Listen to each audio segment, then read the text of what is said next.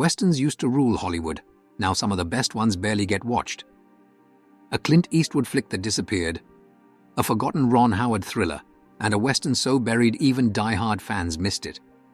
These 10 films deserved way more credit than they ever got. When you talk about Chuck Norris movies, Lone Wolf McQuade has to be near the top. This is one of the best films he ever made because it fully leans into what made him such a unique action star. Look, nobody's calling Norris a great actor. He never had the range of a Bruce Willis or a Stallone. But that's not what made him a star. What made him work on screen was his martial arts, and this movie just lets him go. But this isn't just another Chuck Norris action flick. Lone Wolf McQuade takes classic Western themes and drops them into a modern setting. It's got all the lone gunslinger, tough lawman energy of a traditional Western, just with roundhouse kicks. Some people call it a guilty pleasure, but come on, it's just fun. The whole movie is ridiculous in the best possible way, and you can't help but get swept up in it. Westerns weren't exactly thriving in the 80s. This was the era of E.T., Star Wars, Ghostbusters, sci-fi blockbusters were taking over. But then you had Barbarosa, one of the few Westerns that actually worked in that decade. And what's interesting is how it kind of laid the groundwork for the buddy cop formula that Lethal Weapon would later popularize. The movie pairs up Willie Nelson and Gary Busey, and that combo is absolute gold. They could not be more different in terms of acting style, but that's what makes it work. Every scene between them has this unpredictable energy. You just can't take your eyes off them. Willie Nelson is obviously a country music legend, but after seeing him in Barbarosa, you kind of wish he'd done more action movies. The guy owns the screen. If you're looking for one of the best Australian westerns ever made, Quigley Down Under is right up there. By the 90s, Australia was having a bit of a western resurgence, thanks in part to what George Miller had done with Mad Max. And this movie just nails that mix of classic Western storytelling with a fresh setting. Tom Selleck gives one of the best performances of his career here. But what really makes the movie stand out is Alan Rickman. And no, he's not just redoing his die-hard performance as Hans Gruber. He's playing a completely different kind of villain here, and he is just so good at being utterly despicable. Sidney Poitier is one of the greatest actors of all time, no question. First black actor to win an Oscar for Best Actor. Absolute legend. But what people don't talk about as much is that he was also a director, and his first big directorial effort was Buck and the Preacher. This isn't just a great Western in and of itself. It's a Western with a purpose. Poitier wasn't interested in making just another cowboy movie. He wanted to show a different side of the frontier, one that classic Hollywood largely ignored. So, while this is an action-packed, really entertaining film, it also digs into the ugliness of slavery and how it shaped the West. And that's what makes it special. It's a film that delivers on the action while still having something to say. This one got completely screwed over by timing. The World to Come came out in February 2021, right when most theaters were still shut down. It barely got a release, and as a result, barely anyone saw it. And that's a shame, because this is an incredible film. At its core, it's a devastating love story.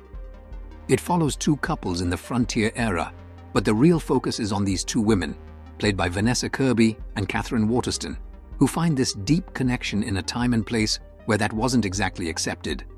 Some people still think Westerns are only for a certain kind of audience, like it's all gunslingers and dusty saloons. But The World to Come flips that expectation completely. It's intimate, emotional, beautifully shot, and it's got some of the best performances from everyone involved. By the time the Missouri Breaks came out, Hollywood was already shifting away from Westerns. This was the era of Jaws and Star Wars. Studios were chasing big, flashy blockbusters, and gritty Westerns just weren't the priority anymore. But if you go back and watch the Missouri Breaks now, it's something else.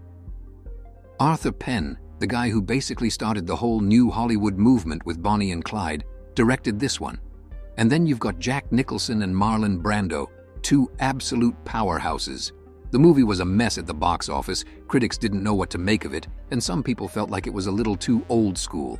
But here's the thing, if a Western is well crafted, well acted, and just works, then who cares if it's playing by the old rules? This was a big one for Clint Eastwood. At this point, he was shifting from being the star of those Sergio Leone movies into being the American Western hero, and Joe Kidd was a key part of that transition.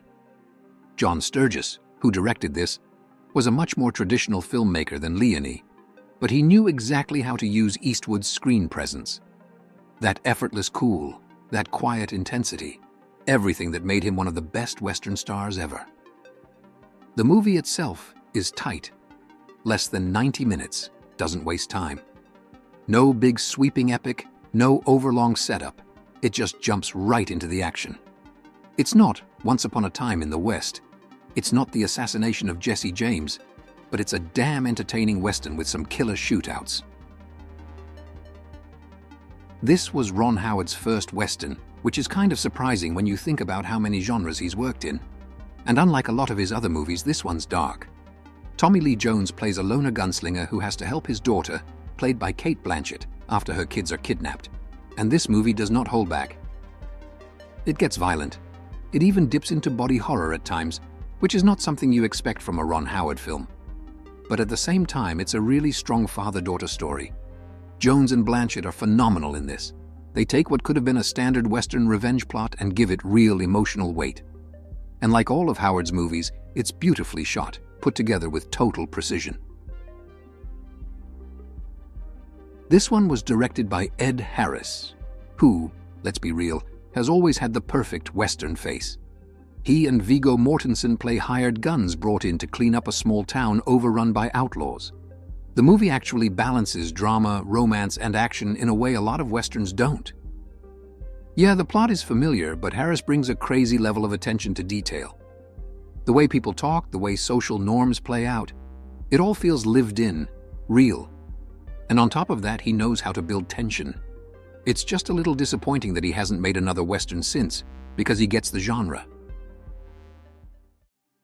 This movie had a brutal road to theaters. It was delayed over and over. The original director, Lynn Ramsey, quit right before shooting, and when it finally came out, nobody saw it. The thing had a $25 million budget and barely scraped together $3 million at the box office. In North America, it didn't even crack $1 million. Which is a shame, because the movie itself is actually solid. Natalie Portman plays a frontier woman forced to defend her home, and she's fantastic. But the real surprise here is Ewan McGregor. He's usually one of the most effortlessly likable actors out there, but here he's straight up nasty. The kind of villain that instantly makes you hate him, and that performance alone adds so much to the movie. It's not a masterpiece, but it's way better than its reputation suggests.